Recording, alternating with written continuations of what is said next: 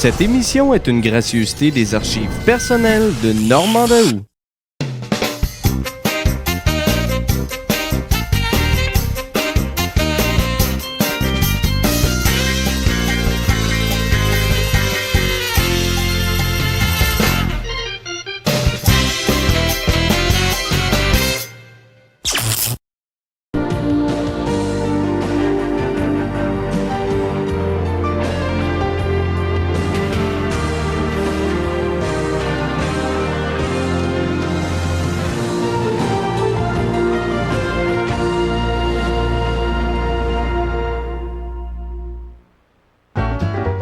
Ford Taurus et biographie.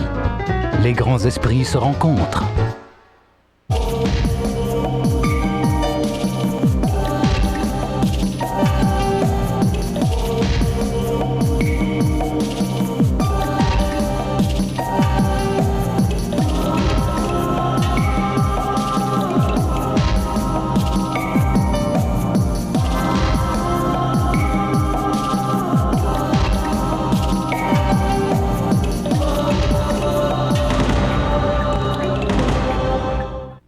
Fut une époque où tout le monde au Québec le connaissait. Il était connu comme Barabas dans la Passion. Les comiques faisaient des sketchs sur lui, l'imitaient aussi, et quand la communauté artistique se réunissait, on se demandait toujours si Réal Giguère était là. Imaginez, 50 ans de vie artistique au Québec. Si vous pensez que M. Canadis n'a été qu'animateur de télévision, eh bien, détrompez-vous. Réal Giguère a fait aussi carrière à la radio, il a joué au théâtre, au cinéma, il a écrit un roman, plusieurs téléromans. Réal Giguère pouvait interviewer le matin le premier ministre Bourassa à la radio, et puis le soir, monter sur scène pour jouer au théâtre dans la Cage aux Folles.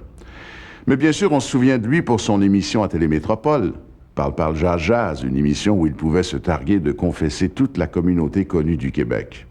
Or, nous ne savons presque rien de Réal Giguère, l'homme. C'est pourquoi je vous convie à regarder cette heure unique où, pour la première fois, Réal Giguère accepte de parler de sa jeunesse, de son métier, de sa vie personnelle, de ses choix et de ses passions.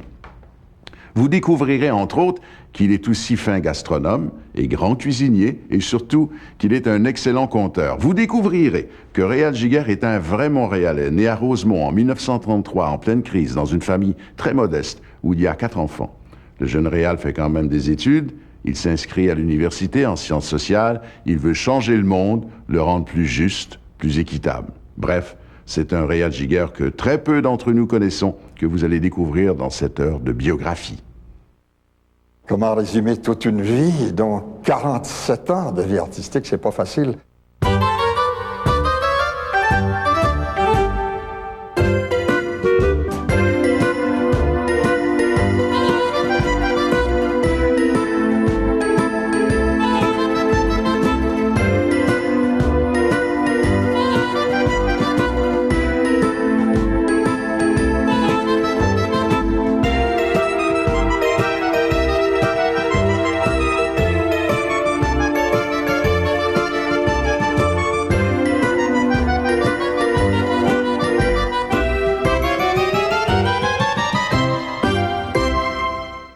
C'est un homme, comment je dirais, un homme d'honneur, un homme travailleur, un homme ponctuel, un homme généreux, un homme qui connaît tout, lit tout, du dernier magazine à tous les livres qui paraissent. C'est un homme qui aime la bonne chair, c'est un homme convivial. C'est très difficile pour moi de nommer qu'une seule grande qualité chez mon père parce qu'il en a tellement. Je vais aller avec 2 parce que j'hésite entre les 2. Il y a sa passion, sa fougue, sa curiosité envers la vie et sa grande générosité. On a découvert davantage l'homme là, chaleureux, le bon vivant, toujours gai, toujours de bonne humeur, toujours de service, attentif. Je suis né à Rosemont, une famille ouvrière, le 24 mai 1933. C'était en pleine crise économique, bien entendu. Dans les premières années de ma vie, je n'ai pas eu à réaliser les efforts que mes parents ont dû faire pour élever une famille de 4 enfants. Nous étions 3 garçons et une fille, tout ça. Ce n'est qu'après, lorsque j'ai vieilli, que j'ai réalisé l'effort extraordinaire qu'ils avaient fait. Mon père était un brave homme, ma mère était extraordinaire. Ils ont fait en quelque sorte, je crois que tous les enfants qui ont connu cette période-là vous le diront, ils ont fait des miracles afin que la famille puisse survivre. De la jeunesse de mon père, je connais bien peu et beaucoup à la fois. Évidemment, il me racontait les tours pendables. J'ai des histoires, des anecdotes que je connais depuis 30 ans, qui me racontent et qui sont encore... Je m'émerveille encore quand il me les raconte. Son chat Coco, qui avait une robe de chambre puis un cornet de crème glacée, c'était le Talk of the Town. Il y avait un chat extraordinaire, ça l'est fait voler d'ailleurs, c'est un phénomène de cirque. Les chocolats qu'il allait voler dans le garde-robe de sa mère. Sa mère avait des chocolats fins et elle allait la nuit comme une souris manger tous les chocolats, mais il remettait les papiers en place. Et là, sa mère sortait devant les invités la boîte de chocolat et oups, il n'y avait que des papiers. Derrière, il allait se cacher puis il riait dans sa chambre. Toutes des petites anecdotes comme ça, là. Il était vraiment joueur de tour. Ça, je m'en souviens, ma première communion. Ça, c'est un très beau jour. Ce n'est pas tellement la valeur spirituelle dont je me souviens, c'était le fait d'avoir un nouveau costume, avec un brassard, d'être bien coiffé, d'être beau. En fin de compte, c'était une fête. Après mes études secondaires, je suis passé à l'université en sciences sociales, particulièrement dans la faculté de relations industrielles. C'était tout nouveau à l'époque. J'avais choisi cette branche-là de sciences sociales, un peu, en fin de compte, avec cet esprit d'apôtre, de faire du bien à la société, qui nous anime tous lorsqu'on est jeune et tout ça, de corriger les torts de la société. Mais après quelque temps, je me suis rendu compte que ce n'était pas ma voie. Lorsque j'ai laissé tomber mes études, je me suis dit, qu'est-ce que je vais faire de moi maintenant? Bon. J'ai entendu parler qu'il y avait une demande d'annonceurs, d'animateurs, appelez ça comme vous voulez, on faisait tout dans ce temps-là, à CJSO Sorel. Alors, je me suis présenté à CJSO Sorel, j'ai fait l'audition. On m'a dit, nous ouvrons un bureau à Joliette. Avec 3 heures d'émission par jour, vous seriez en charge des émissions, tout ça. Là, encore une fois, ça paraissait très bien être en charge d'émissions. Alors, j'ai dit oui, je vais aller travailler à Joliette pour CJSO Sorel. Alors, nous avions une antenne 3 heures par jour. Mais ce que je ne savais pas, c'est qu'on m'engageait comme nettoyeur du poste, scripteur, vendeur d'annonces, annonceur, disque jockey, relations publiques, et j'en passe. Mais quelle belle expérience! J'avais amassé quelques sous, et j'ai dit, quel autre défi que j'aimerais relever? J'avais toujours rêvé de voir l'Europe. Alors, j'ai décidé de partir pour l'Europe pour quelques mois après mon travail à CJSO.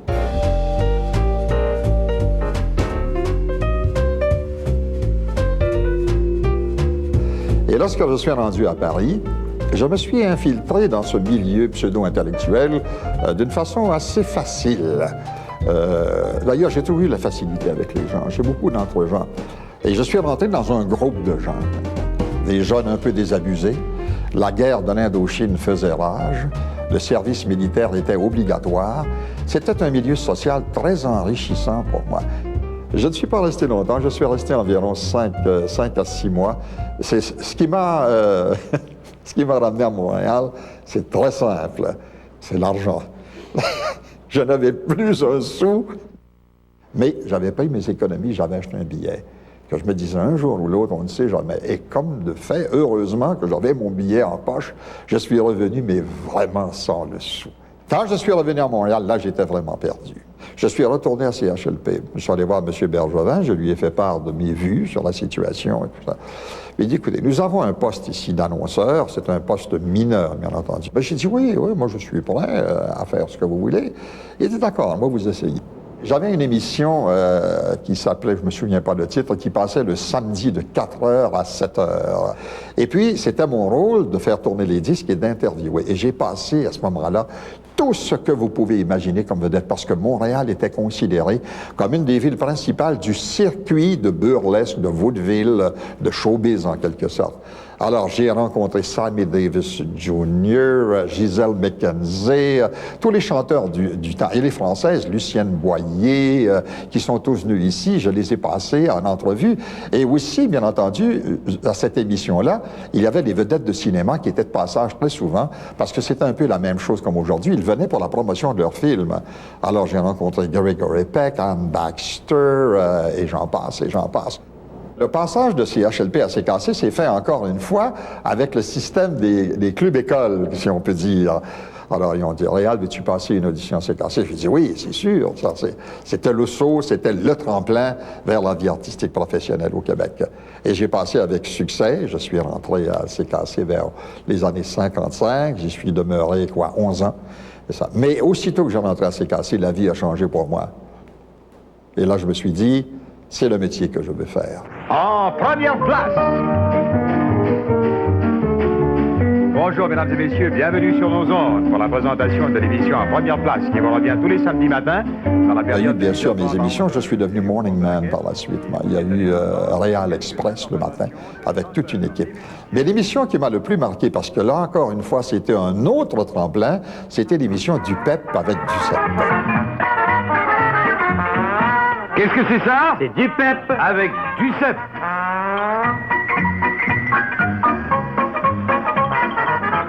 L'émission du PEP avec Duceppe a été la première émission au point de vue code d'écoute. Hein. Non seulement à CKC, mais dans la province de Québec. Et maintenant, de CKC, nous invitons Réal Giguère à venir. Bonsoir. Réal Giguère est un spécialiste, lui aussi, des grands concours. Nous savons qu'il s'occupe très activement de ce concours du disque canadien à CKC. Ça doit être passionnant, Réal, de s'occuper d'un concours qui tient comme ça le public en haleine pendant un an. En effet, et une chose qu'on doit mentionner, c'est que la plupart des gens ne réalisent pas que les disques jockeys, les gens du métier, se laissent prendre aussi à ce petit jeu de suspense. Je tiens à ajouter que je suis très heureux de m'associer avec un gala d'une telle ampleur. Vous savez, au cours de l'année, on suit de loin et de près, nous, puisque c'est notre métier. Et je tiens à ajouter que la Ça, c'était les grands succès québécois, ça. Et ça, c'était très, très populaire aussi. C'était une émission on ne faisait jouer que de la musique québécoise. Et ce n'était pas facile à l'époque, parce que les auteurs, compositeurs et interprètes étaient relativement limités. L'industrie était plus ou moins naissante et tout ça.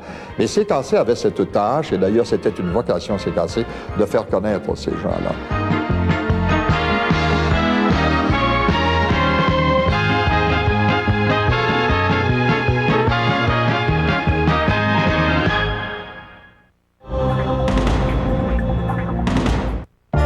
Les ingénieurs se sont creusés les méninges quand ils ont conçu la Taurus 2000.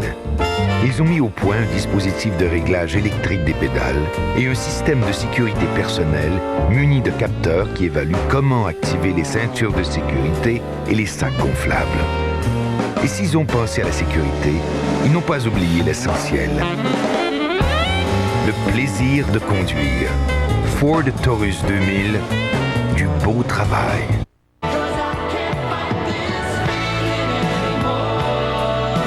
Musique Mystique présente Cool Rock.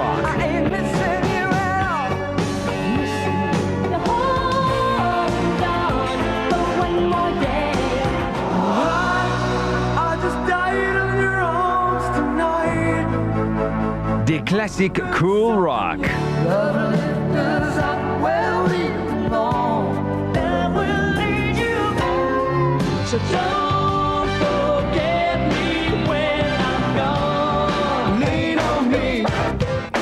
Cool Rock contient 35 méga succès. Seulement 19,95 pour cassette ou 24,95 pour CD. Commandez Cool Rock maintenant.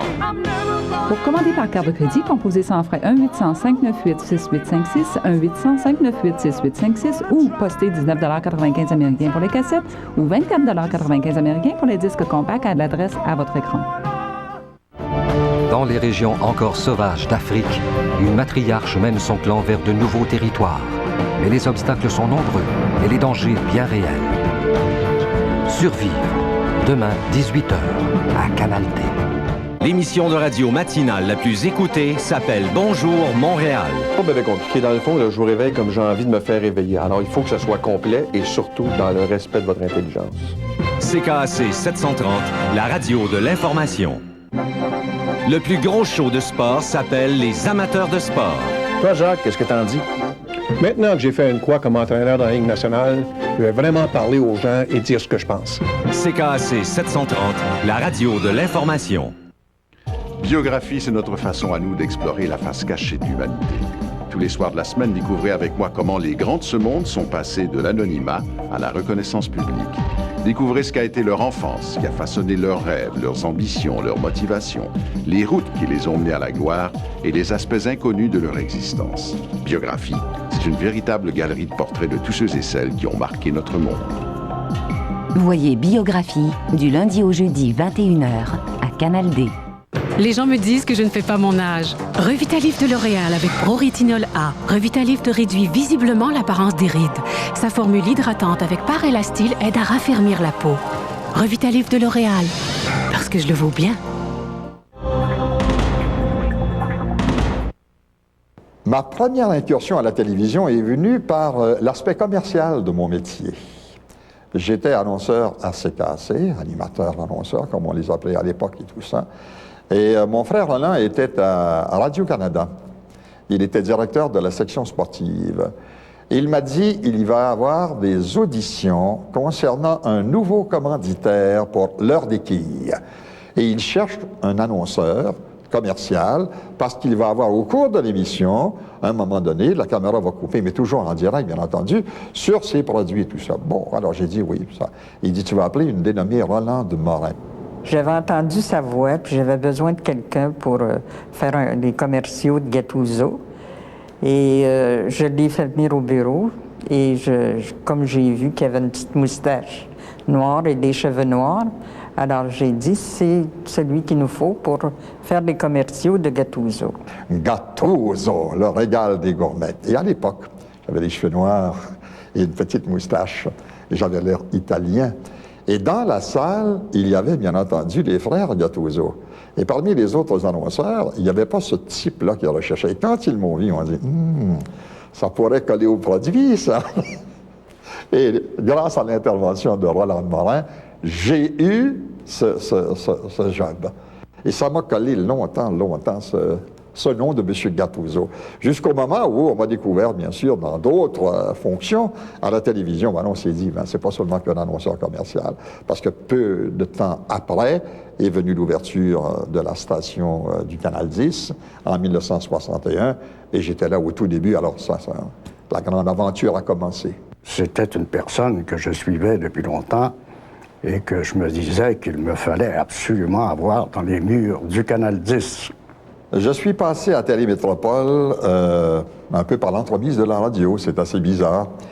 Je faisais l'émission du PEP avec Duceppe le matin, lorsque la Plaza Saint-Hubert, qui était le premier gros commanditaire du Canal 10 qui ouvrait ses portes, a décidé d'acheter une émission mettant en vedette Duceppe. Parce que déjà dans l'émission radiophonique, on faisait de la publicité pour plusieurs marchands de la Plaza Saint-Hubert. Bon. Alors, on s'est rencontrés et, bien entendu, Jean Duceppe a dit, moi, j'aimerais avoir Réal, en fin de compte, pour me seconder, quoi. Et puis, faire les annonces aussi, parce qu'il y avait beaucoup d'annonces, de réclames publicitaires, et tout se faisait en direct, en quelque sorte. Alors, Jean était censé faire les entrevues, jouer dans les sketchs. Moi, je lui prêtais un petit peu main forte pour jouer dans les sketchs, et je faisais les 10 réclames publicitaires en direct. Une bonne journée, mon patron, c'était M. Ladouceur, Jean-Paul Ladouceur. Puis il me dit, à partir de samedi, c'est toi qui enregistres les commerciaux, qui les fais. Je faisais juste les détails avant. Puis là, c'est là qu'on a commencé à faire 18 commerciaux par jour avec Réal et Anita Barrière. Puis on faisait ça dans une journée, puis une journée, on en a fait 22. Alors, j'ai donc décidé d'entrer dans une émission qui s'appelait 10 sur 10. L'émission s'appelait 10 sur 10, premièrement, parce que c'était présenté au Canal 10, c'était pas tellement original, et l'émission était présentée à 10 heures, 3 fois par semaine, en direct, 1 heure de temps, variété, c'est-à-dire le dimanche, le mardi et le jeudi. Ce soir, on s'est fait avertir, on se fait voler le spectacle, on se fait voler le show. Mais comment se fait voler le spectacle par qui? Ben voyons, tu sais, Réal, allons, arrive en ville. Parti. Ben voyons, il n'y a pas de plus aveugle que ceux qui ne veulent pas voir. Je ne vois rien, moi, tout ce que je vois, c'est un rideau qui va s'ouvrir, là. Mais allons, mon coco, regarde, mon coco.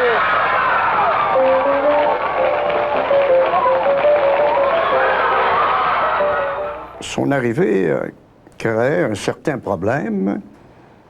Il y avait dans la maison que son frère Roland avait établi une politique qui voulait que personne de notre parenté immédiate travaille à notre télévision. On m'a posé souvent cette question, si la présence de mon frère à la tête de Télémétropole avait été pour ou contre un bien ou un mal dans ma carrière.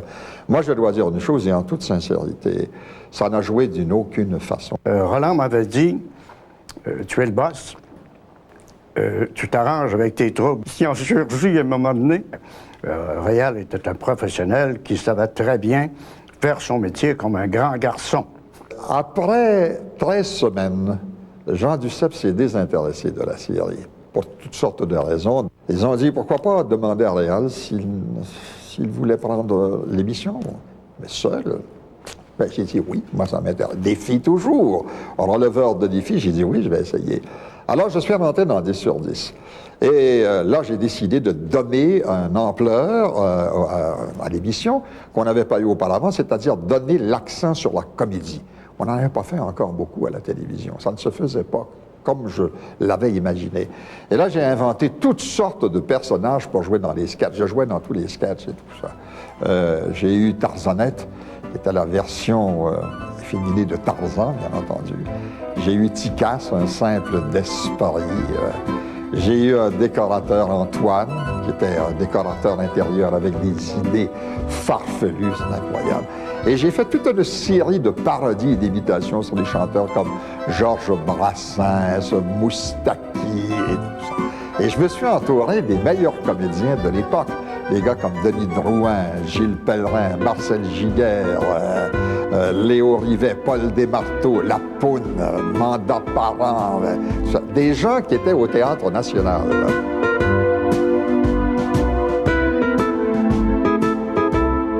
Et à un moment donné, à l'émission 10 sur 10, Marcel Giguère m'est arrivé à un bon moment, il m'a dit « Il y a un succès phénoménal sur le hit parade américain. Et on pourrait le faire en sketch, parce qu'on cherchait toujours des idées de sketch en 10 sur 10. » Il dit « De quoi s'agit-il » Il dit le disque s'appelle Big Bad John. Il dit « Je te vois en mineur. » Il dit, à l'entrée d'une mine, c'est l'histoire d'un mineur qui, pour sauver ses camarades, a fait preuve d'héroïsme, de bravoure. Et puis il dit, tout s'écroule et il meurt. Mais j'ai dit, c'est pas tellement drôle comme histoire. Immédiatement, on va le faire. Et j'ai pensé à quelque chose. Au lieu de t'appeler Big Bad John, on va t'appeler Gros Jambon. J'ai dit, quoi? Est-ce que vous êtes sérieux? Il dit, oui. Il dit, c'est sympathique parce qu'il dit, c'est un colosse et tout ça, mais il dit, c'est un nom amical. Et moi, bon, j'ai dit, d'accord, j'étais de bonne foi. Alors, nous avons fait le sketch. Et avec les mineurs, Marcel Giguère, Jean Morin, je ne me souviens pas de l'autre mineur et tout ça. Et moi, Big Bad John, avec mon casque de mineur et tout ça. Dans les mines du Grand Nord, les mines de charbon, il y avait un gars, un grand cochon gros jambon. Et les chœurs en arrière reprenaient gros jambon. Alors nous avons fait ça, nous, simplement pour nous amuser, un sketch un soir. Le lendemain matin, 5 compagnies de disques appelaient pour avoir l'enregistrement. Moi, j'étais sur le dos, j'écoutais les gars, c'était une blague, tout ça. Et à un moment donné, il y avait Trans-Canada, un disque qui n'existait plus maintenant, qui avait insisté. Nous sommes rentrés en studio avec l'orchestre de Roger Pinon, les musiciens ont fait des chœurs. On a fait un disque, on a vendu 300 000 copies. Gros jambon. Du côté télévision, un des très beaux souvenirs. J'étais l'animateur des galas Monsieur Radio-Télévision. Et on m'a demandé d'aller présenter à Ed Sullivan un trophée, son Méritas, on les appelait comme ça à l'époque, son trophée Méritas, dans son studio, avant l'enregistrement de Ed Sullivan Show. Je suis descendu sur l'immense plateau de son théâtre. Il avait son théâtre sur le Broadway. Et on va présenter M. Sullivan, qui tout de suite a commencé à me parler de Montréal, de Toronto, des artistes qu'il encourageait, de Wayne & Schuster de Toronto. Il ne voulait rien savoir du Méritas. Il voulait parler du Canada. Il était venu à la pêche, etc. Alors, sans répétition, 1, 2, 3, allez-y, bingo, bon. J'ai commencé à dire à M. Sullivan, en anglais, bien entendu, comment on l'aimait et son professionnalisme et surtout la qualité de son émission, et qu'on devait lui rendre hommage en lui présentant le trophée Méritas. Il a pris le trophée Méritas, on s'est serré la main, tout ça, la caméra s'est arrêtée. Je suis revenu à Montréal avec l'enregistrement où on avait rendu hommage au plus grand animateur de variété du moment.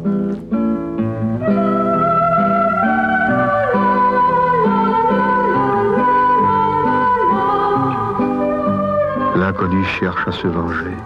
Je faisais 10 sur 10 à l'époque. Et puis, Pierre Patry, le réalisateur, est venu.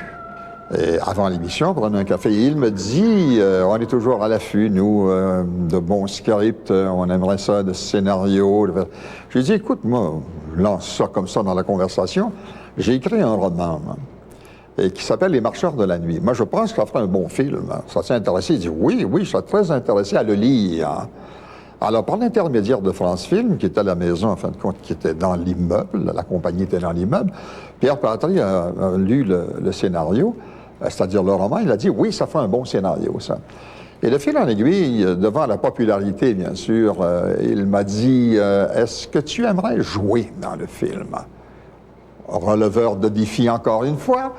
Il dit, oui, certainement, ça me ferait énormément plaisir. J'aimerais beaucoup l'expérience de faire du cinéma. Et là, la grande aventure de Caïn a commencé. Je me souviens de la première scène. J'arrive dans le Vieux-Montréal avec des vêtements que j'avais achetés à l'Armée du Salut, parce que je fais un petit peu dans ce quartier-là, tout ça. Un jeune homme. Alors, je dis, est-ce qu'un maquilleur ou une maquilleuse? Il dit, non. Oh, d'accord, tout ça. Il dit, viens ici, je vais te maquiller. Et il enlève son soulier, passe sa main sur la semelle et commence à me mettre de ce qu'il croyait être, lui, le cambouis nécessaire à la scène. J'ai gelé, mais vraiment gelé.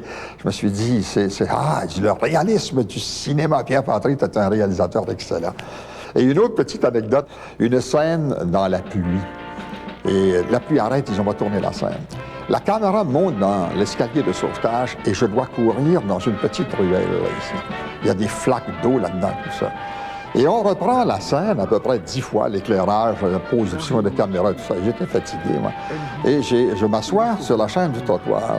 Et il y a un itinérant qui arrive à mes côtés qui me dit « Qu'est-ce que tu vas te faire courir, ces maudits fous-là? » Il sort sa bouteille de je ne sais pas trop de quoi. Il me tend la bouteille. J'étais complètement désemparé. Je me suis dit, si je lui dis non, on va l'avoir dans la scène suivante, on va avoir des choses et tout ça. Alors j'ai fait semblant de prendre la bouteille. Inutile de vous dire que j'ai jamais voulu toucher au goulot. J'ai dit, t'es bien gentil, vieux, merci, faites semblant, merci beaucoup pour tout ça. Mais tu devrais leur demander d'arrêter de faire courir. Ils n'avaient jamais compris que je courais dans la ruelle pour la scène du film.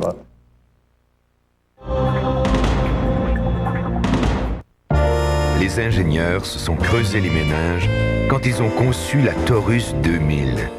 Ils ont mis au point un dispositif de réglage électrique des pédales et un système de sécurité personnelle muni de capteurs qui évaluent comment activer les ceintures de sécurité et les sacs gonflables. Et s'ils ont pensé à la sécurité, ils n'ont pas oublié l'essentiel. Le plaisir de conduire. Ford Taurus 2000, du beau travail. Vous me connaissez, moi, je vise le top. Ah, non, j'ai pas toujours été première de cordée. Non, les gars! Mais un jour, j'ai planté mes crampons. C'est un étudiant qu'on se trouve une bonne job. Nous autres, on a quasiment 95% de taux de placement. C'est nous l'avenir. Il y a toujours une technique. Moi, je mets de l'énergie dans mes études. Faites la connaissance de Hetty Weintraub. J'ai besoin d'un assistant. Détective privé. Qui ont-ils menacé de tuer? Un peu louche, très louche. Rien ne l'arrête dans ses enquêtes. Pourquoi ça vous regarde? Les questions, c'est moi qui les pose. Mais à quel risque? Ces gens ont essayé de me tuer, Robert. Suivez une dame qui ne fait pas dans la dentelle. Vous avez quelques explications à nous donner. Les enquêtes d'Hetty, ce soir, 22h, à Canal D. Je pense que j'ai un instinct de détective.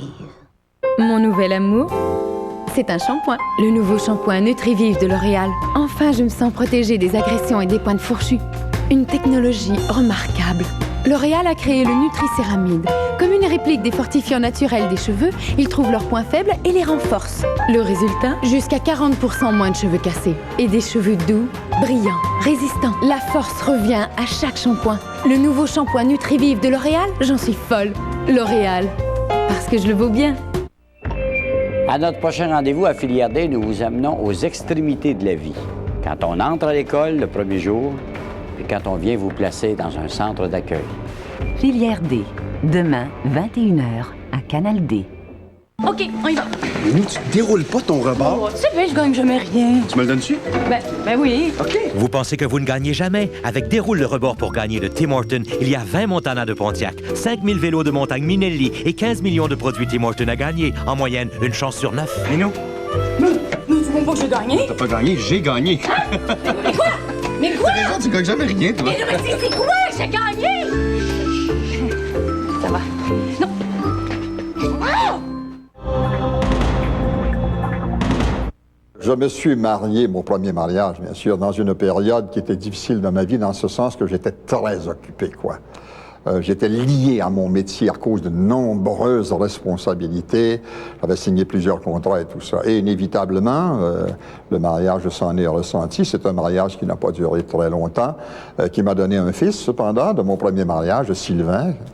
Et après quelques années, d'un commun accord, nous avons décidé de nous laisser. Et je me suis remarié en 1961, à l'ouverture de la station. Parmi les mannequins qui sont venus auditionner, j'ai rencontré ma deuxième femme, Paulette Gingras. Et ça a été le coup de foudre. Le premier souvenir que j'ai de mon père, je devais avoir 1 an, 1 an et demi, peut-être 2 maximum. Et c'est sa voix, bien évidemment, sa voix légendaire. Et ma chambre à coucher était adjacente à la cuisine. Et mes parents, sont des chefs et la gastronomie est leur passe-temps. Et mon premier souvenir que j'ai de mon père, c'est mon père qui cuisine. Le bruit de mon père qui cuisine. Et les échanges qu'ils avaient, ma mère et lui. Magali m'a donné un sens de responsabilité et une attache familiale que je n'avais pas sentie jusqu'à maintenant. Nous avons fait une vie, Paulette et moi, très intense sur le plan social, c'est-à-dire que nous avons voyagé beaucoup, nous avons reçu, nous avons fait un tas de trucs en quelque sorte. Et lorsque Magali est arrivée, ça m'a donné un sens de responsabilité que je n'avais pas inévitablement. Et ça a changé ma vie du tout au tout.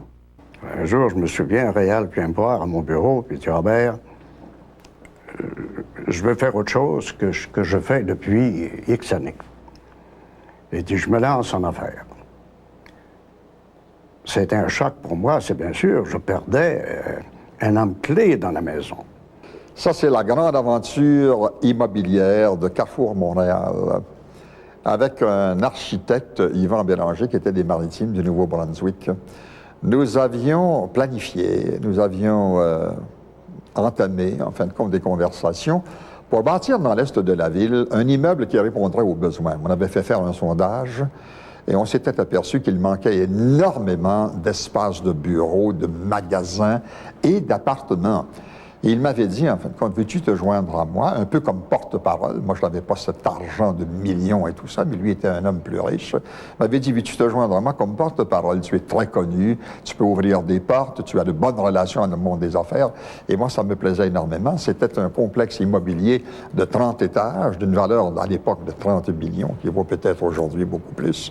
Et nous avons uni nos forces pour développer ce projet.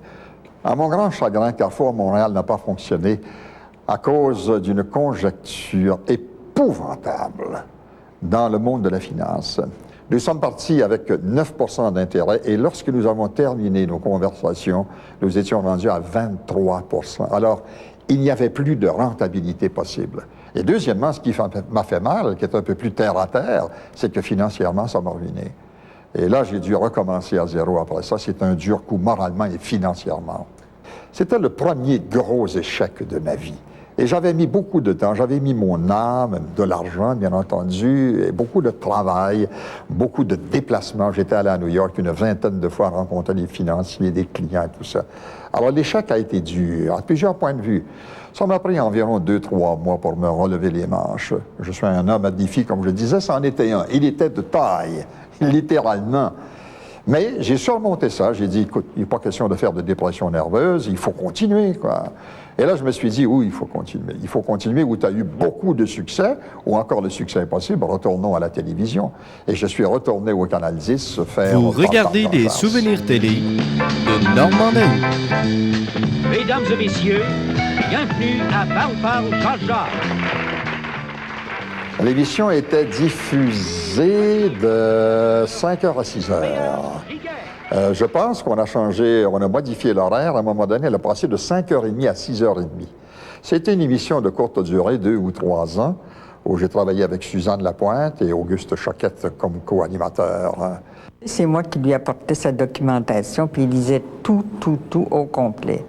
Puis il était bien aimé des invités, puis on n'a jamais eu un refus là, de qui que ce soit là, pour dire « moi, je ne vais pas à l'émission ». Ça a toujours été oui. Je pense que Paul Pan Jean Jazz m'a marqué parce qu'on a souligné ma polyvalence.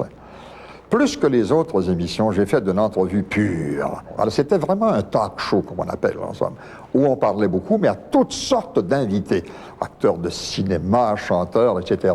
Alors, ça m'a marqué vraiment comme intervieweur.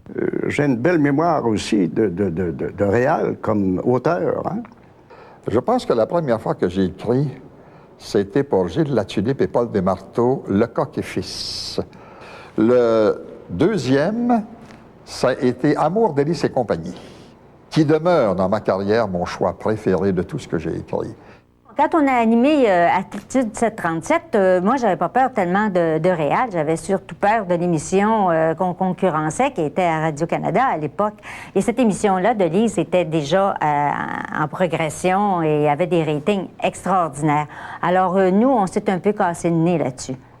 Réal Giguère et moi, on s'est retrouvés quand il a écrit une série qui s'appelait Dominique, qui a eu un très, très, très gros succès. À cette époque-là, on a eu jusqu'à 2 millions de codes d'écoute.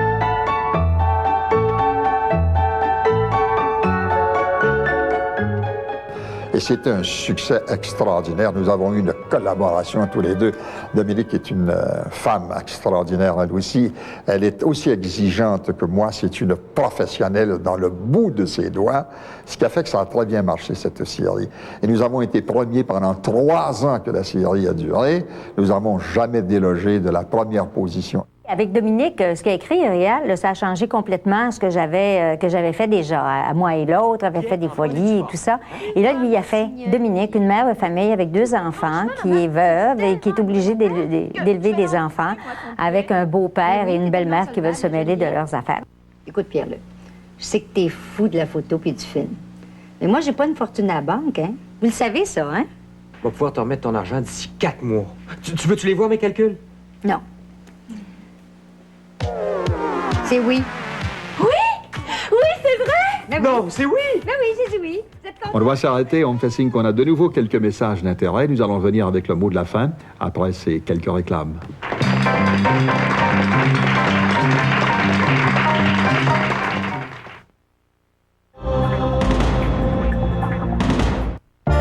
Les ingénieurs se sont creusés les méninges quand ils ont conçu la Taurus 2000.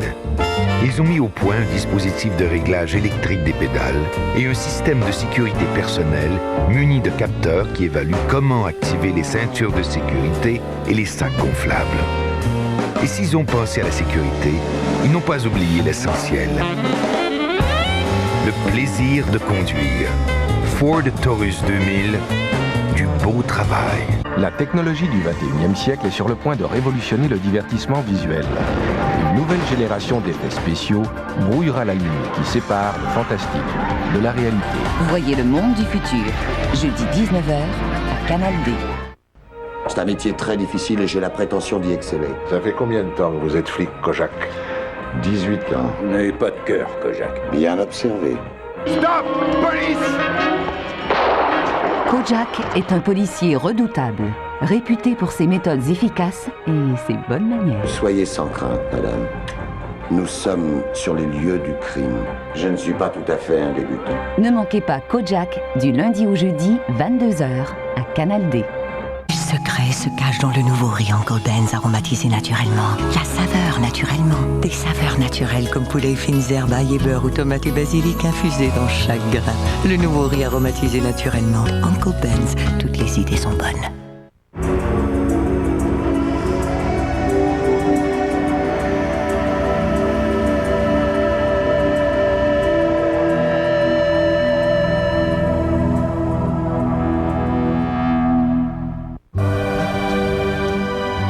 Aldo! Aldo!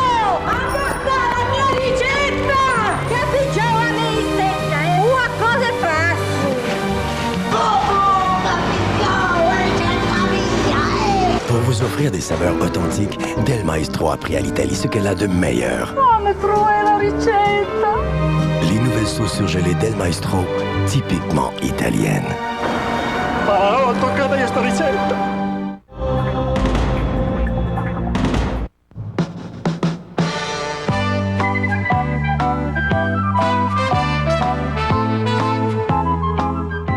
Métro boulot dodo, c'est un truc qui n'a pas levé. Si on dit toujours, il y a toujours un côté positif, bien entendu, c'était de travailler à Radio-Canada qui a changé beaucoup de choses pour moi. Je n'étais pas habitué du tout. C'est un contexte complètement différent du Canal 10.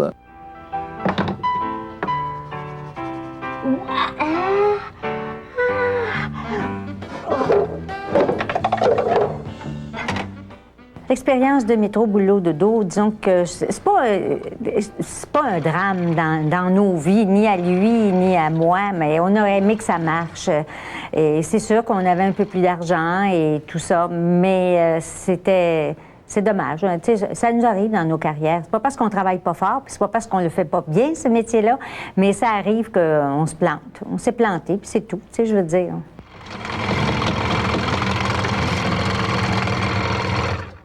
Non, après Métro Boulot Dodo, on n'a pas retravaillé ensemble.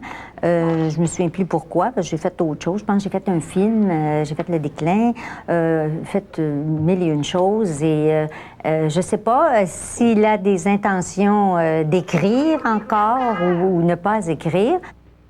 Je le sais! Moi, je jouerais volontiers dans une de ces séries. Oh, encore maintenant. Puis je me sentirais bien en sécurité.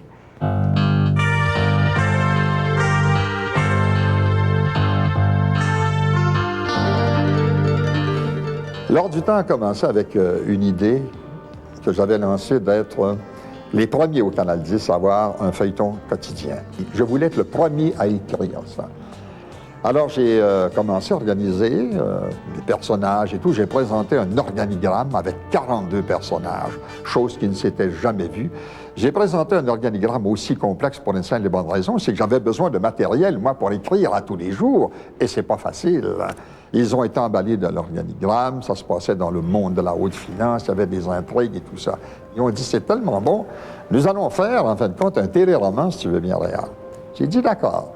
Alors, je l'avais appelé L'Heure du temps, qui reflétait bien sûr la recherche du bonheur, aussi bien monétaire que moral. C'était ça, l'essence de la série, que tout le monde recherche l'heure du temps et que la plupart du temps, personne ne le trouve, quoi.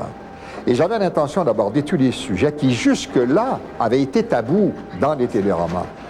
Sans prétention, je dois dire que toute notre équipe de l'Heure du temps, nous avons ouvert la route, les sillons, parce que maintenant, c'est monnaie courante ce qu'on a fait. Mais à l'époque, rapportez-vous en 1985, on ne touchait pas à ces sujets. L'homosexualité, l'avortement, l'euthanasie, tout ce que vous voulez. C'était un miroir. Les électrochocs, personne ne pensait que les électrochocs existaient encore. Et moi, je m'étais renseigné et on en donnait encore. C'est prêt, allons-y.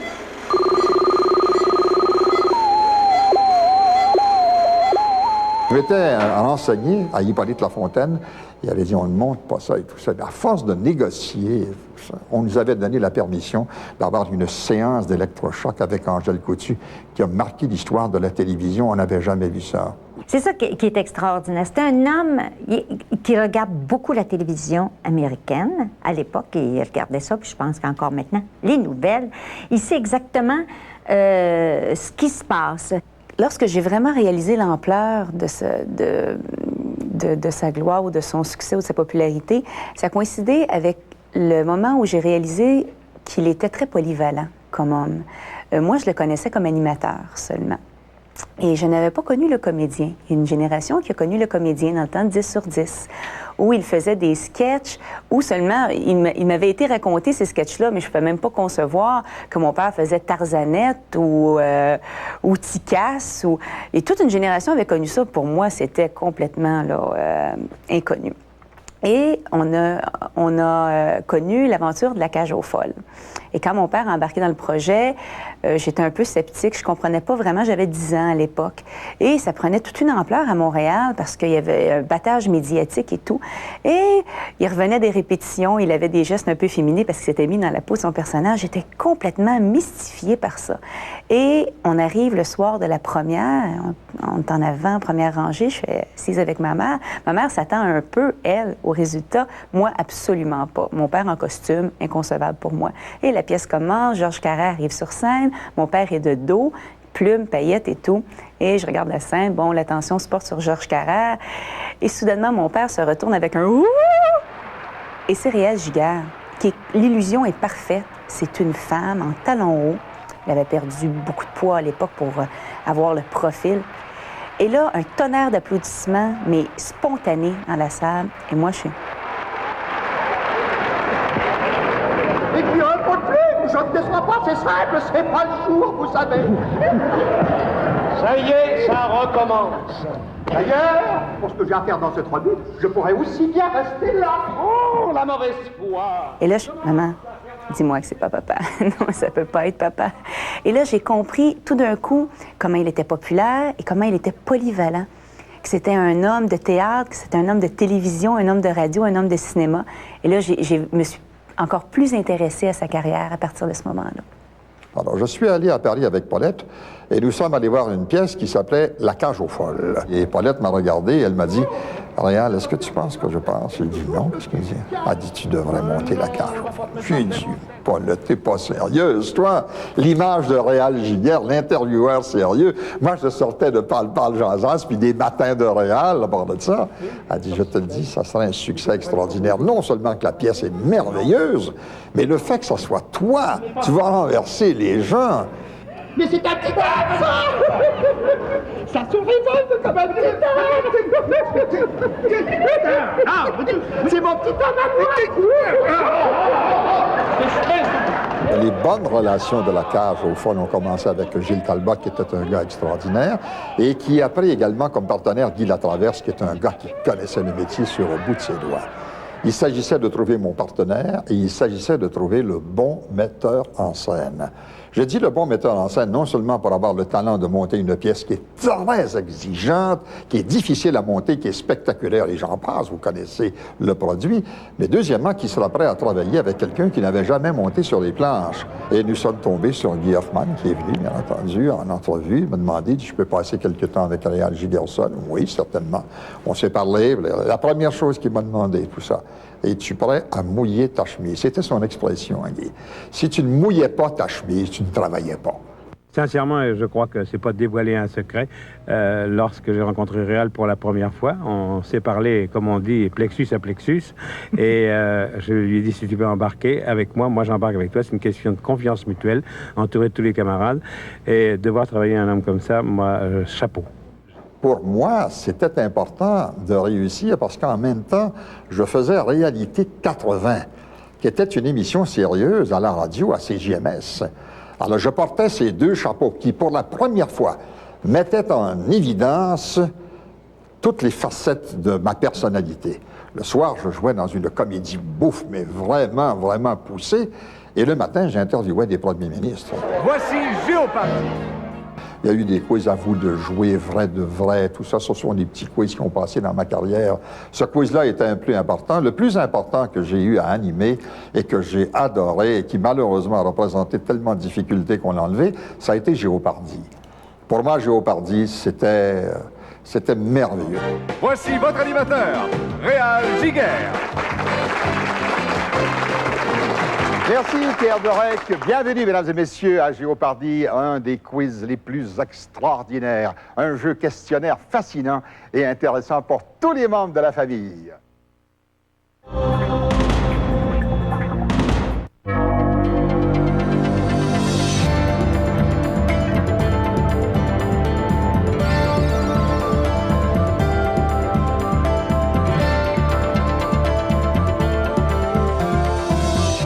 Ne saviez peut-être pas, mais tout en colorant mes cheveux, je les revitalise avec Excellence Crème de L'Oréal, la crème colorante qui ne coule pas. Bien sûr qu'il aide à protéger, il l'a toujours fait. Mais l'excellence est encore mieux. Sa formule aux céramides et protéines revitalise vos cheveux pour une couleur riche, plus de corps, plus de oomph, et il couvre vraiment le gris.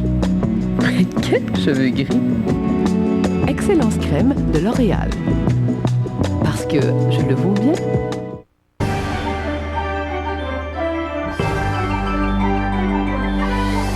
Chaque semaine, Hors Série excite la curiosité avec des documents hors du commun.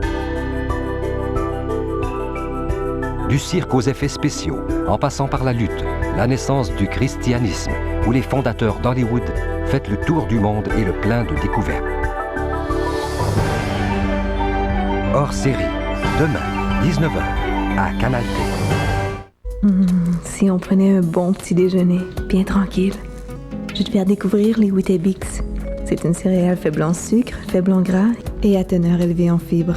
Sans agent de conservation, rien que de bons ingrédients. Ça va être délicieux. Alors, qu'est-ce que t'en penses? Weetabix, la saveur du blé entier cuit au four. Papa oublie que je mange pour deux.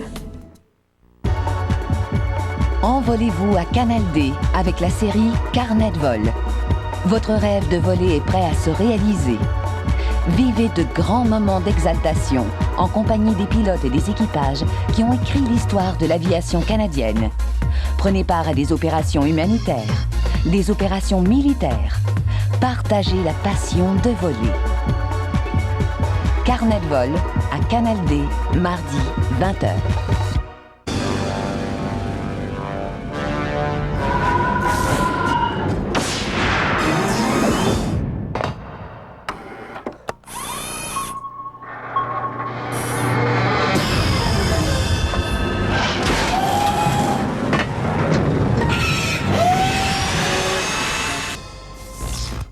Je suis Astar, un robot de la planète Danger. Moi, je peux remettre mon bras. Vous pas. Jouez prudemment.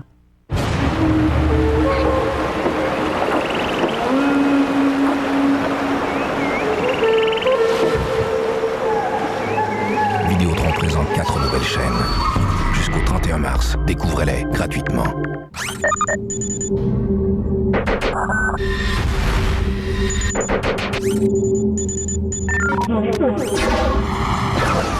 Vidéotron présente 4 nouvelles chaînes. Jusqu'au 31 mars, découvrez-les gratuitement. La relation de mon père et ma mère, c'est le plus bel exemple d'amour et de complicité qu'on ne peut pas trouver. C'est comme dans les films. La rencontre était comme dans les films et la suite est comme dans les films. Une belle histoire d'amour. Après 38 ans, ils vont encore au cinéma, ils se tiennent par la main, ils se bécotent. Ils écoutent du Brel avec un feu de foyer un mardi après-midi du mois de novembre. Ils se créent des moments magiques. Encore après 38 ans, ils ont besoin de conserver cette flamme, cette passion. Pour moi, c'est un modèle à suivre, c'est un exemple. Et toute ma vie, j'ai aspiré à ça. Paulette a vécu avec moi. Paulette, c'est plus qu'une femme, c'est mon amie, c'est ma partenaire, en quelque sorte. C'est elle qui était mon inspiration, vraiment. C'est elle qui est responsable de ce que j'ai fait comme boulot, modestement, je le dis. Elle a tenu le fort lorsque je n'étais pas là, pour l'éducation de Magali. Elle m'a soutenu dans les moments difficiles. Nous avons traversé des épreuves. Je parlais de Carrefour Montréal. Elle n'a jamais abandonné. C'est une femme merveilleuse parce qu'elle est positive et optimiste. Je mentionnais tantôt que je suis un gars qui s'en fait beaucoup parce que je souffre d'insécurité. Alors, c'était le pendant dans cet équilibre qui fait qu'un mariage, une union peut fonctionner de nos jours. Alors, c'est ma camarade, c'est mon amie, c'est ma confidente, en quelque sorte. Elle a toujours été la conseillère, et sans elle, je suis sûr, et je le dis humblement, je n'aurais pas été capable de continuer mon métier. Mais elle m'a donné aussi l'occasion d'avoir une autre famille. Lorsque ma famille s'est dissociée pour des raisons différentes, la famille, sa famille, bien entendu, la famille Gingras, a été pour moi une deuxième famille. Et ça a été important, quoi. Elle a des frères, des sœurs et tout ça. Le plus beau moment de ma vie, je crois, c'est la naissance de mes enfants, Sylvain et Magali. Il n'y a rien de tel que de tenir dans ses bras, pour moi du moins, l'être que vous avez créé avec votre partenaire. Ça, c'est des moments inoubliables. Et je pense que sur le plan humain, ça remporte la palme. Rien du côté professionnel ne peut se rattacher à l'amour des enfants. Réal est très fier de ses enfants, Marie et Sylvain. Et d'ailleurs, il s'est inspiré un peu aussi quand je faisais Dominique, des choses qui arrivaient avec Sylvain et Magali. Il y a deux beaux enfants qui sont très gentils. Écoute-moi bien, Julie, je te rappelle que ce sont également mes enfants. Et David s'entend très bien avec Cathy, tandis qu'avec... Avec qui? Ah, David t'a parlé de Christophe, c'est ça? Je réponds ceci lorsqu'on me demande si je suis heureux que mes enfants fassent ou non. Je pense que tous les parents ont un souci, c'est de voir des enfants heureux, quelles que soient leurs occupations. Je ne sais pas s'il était un père sévère. J'ai jamais demandé à Magali. Mon père a été mon père, disons, jusqu'à l'âge de peut-être 20 ans. Puis ensuite, il est devenu... Mon père est mon meilleur ami. Et maintenant, à 30 ans, c'est encore plus vrai. Je vous dirais que le couple que l'on invite le plus souvent, c'est mes parents. Mon père, c'est devenu mon confident, mon complice, mon guide, mon mentor, parce qu'il a l'expérience de vie que je n'ai pas. Et je lui demande conseil constamment. Alors, c'est vraiment mon meilleur ami, définitivement. Moi, j'aimais beaucoup parce que quand on travaillait ensemble, il nous recevait à la maison. Il est tellement drôle. C'est un homme drôle dans la vie, très drôle. Il nous fait rire, pleurer. Il aime manger. Il a voyagé beaucoup. Alors, il connaît les vins, il connaît toutes sortes de nourriture. Et c'est un cuisinier extraordinaire. Il pourrait ouvrir un restaurant demain. Sa femme, la même chose. Je crois que c'est une passion, vraiment. C'est le terme. On aime bien manger, on aime les bons vins, on aime de la bonne nourriture. Et on aime surtout recevoir des gens pour échanger, quoi. Moi, j'ai dormi bercé par le son des voix des invités très, très jeunes. Ça me rassurait, d'ailleurs, d'entendre 7-8 personnes s'amuser. Mes parents ont toujours reçu en grand. Ils ont reçu des grands chefs de Paris et tout. Et c'est leur passion. Ils n'ont pas de mérite, ils ont un grand talent, c'est leur passion. Et quand ils reçoivent, tous les détails sont pensés. Ils impriment même des menus.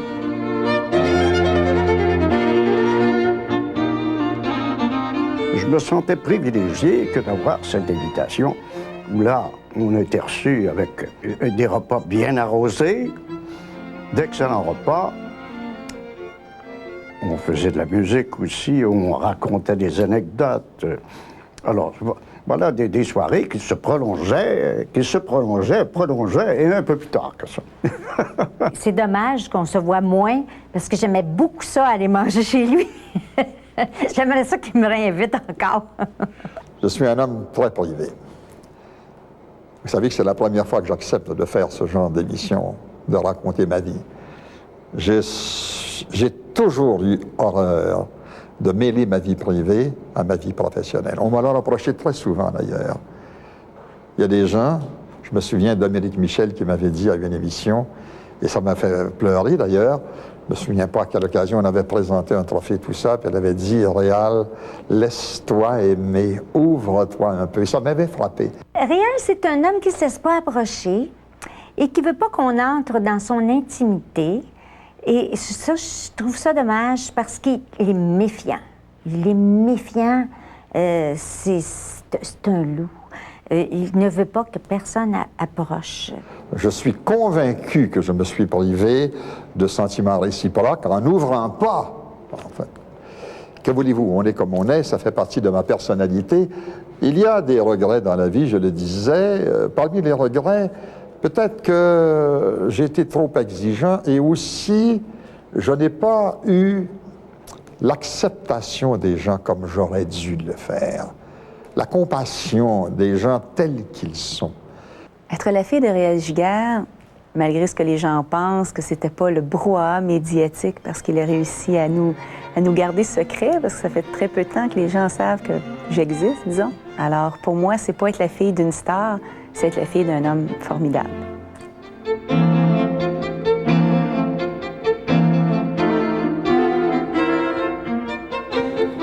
Il y a quelqu'un qui m'a demandé l'autre jour si j'étais à la retraite. Et j'ai eu cette phrase-là, et je pense qu'elle est bonne. J'ai dit, il n'y a aucun artiste qui laisse le métier c'est le métier qui laisse les artistes. Alors, mesdames et messieurs, accueillez M. Canal 10, Réal Giguère.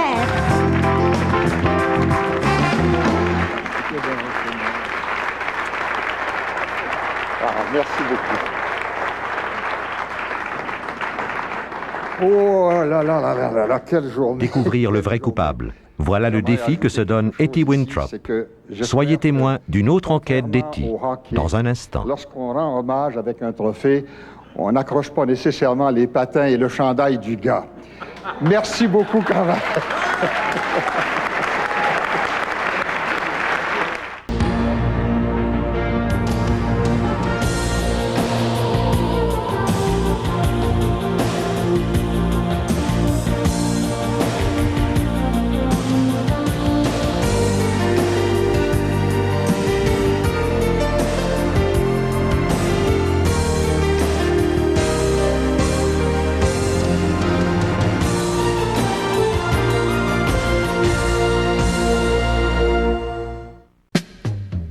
Cette émission est une gracieuseté des archives personnelles de Normand Daou.